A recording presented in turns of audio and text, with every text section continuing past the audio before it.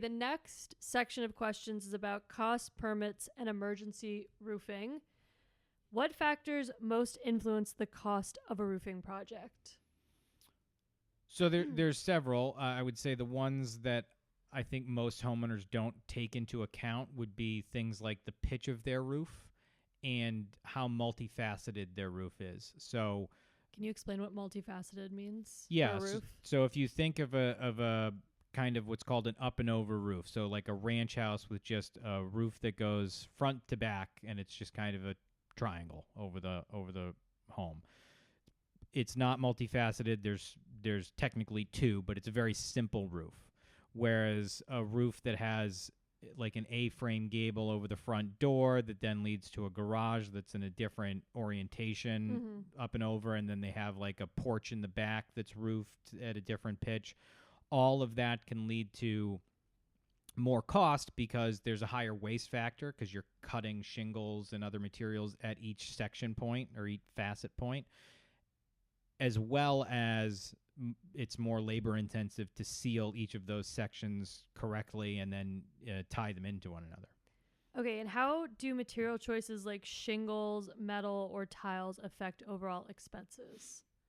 Yeah, so again, asphalt shingles are by far the most cost effective roofing material out there. For people that have aesthetic desires for metal or tile, I think it's just important that people know that these are not slightly more expensive. They can be wildly more expensive. And again, importantly, you're not getting the big longevity difference that you used to compared to the 3-tab asphalt shingle. Now with the architectural asphalt shingles, again, most of those are warranted from anywhere from 35 to 50 years. So you're getting a lot of time out of a much more cost-effective material. What are some hidden costs homeowners might encounter during roofing projects?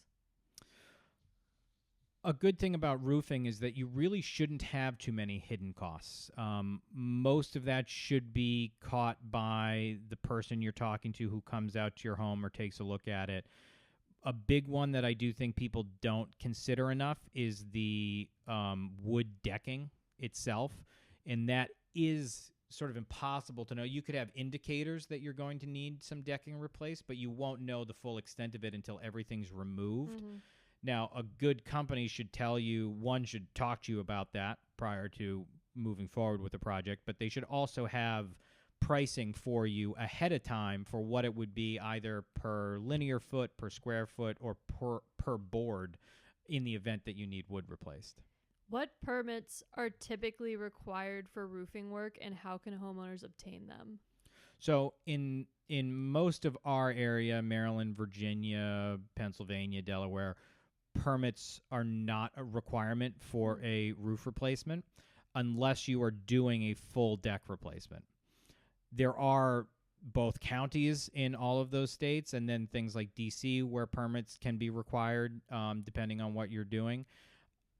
But that process, good companies should at least help you with that process, if not handle it completely.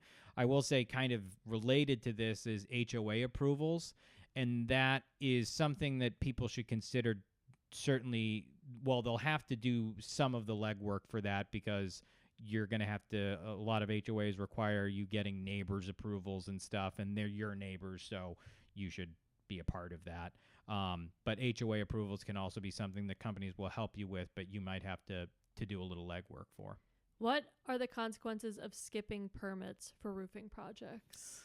Yeah, so if a permit is required and you don't get one, it can be a real problem. The most annoying, but least consequential of which is that states that require permits will oftentimes have people who will be driving around and get notified of an install taking place. They'll come by, look for the permit, and if you don't have one, they will make you stop in the middle of the install. So you could have a roof that's half torn off and the company has to stop and go get a permit before they can come back and finish it. So that's both annoying and can lead to a disastrous outcome.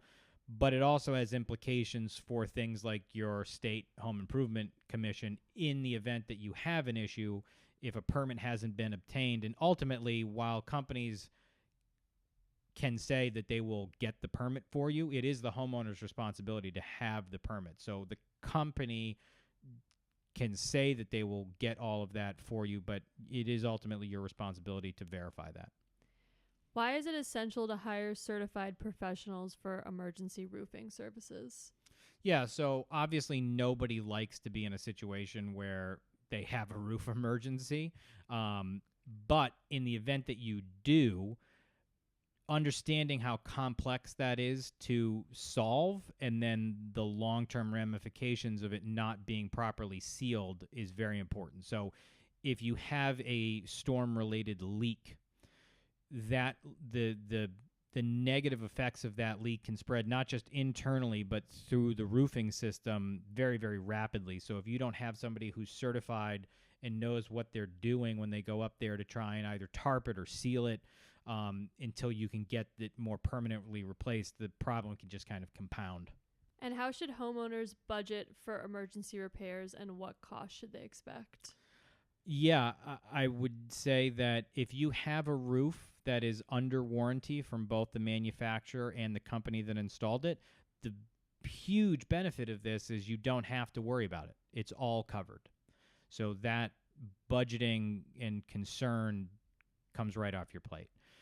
If that is not the position you're in, then I would really recommend budgeting for the replacement. And again, an important thing to consider is for home improvement projects like this, essential home improvement projects, there is a lot to be said for financing options to avoid a problem before you're on the back foot dealing with an issue when it's just too late. Okay, great.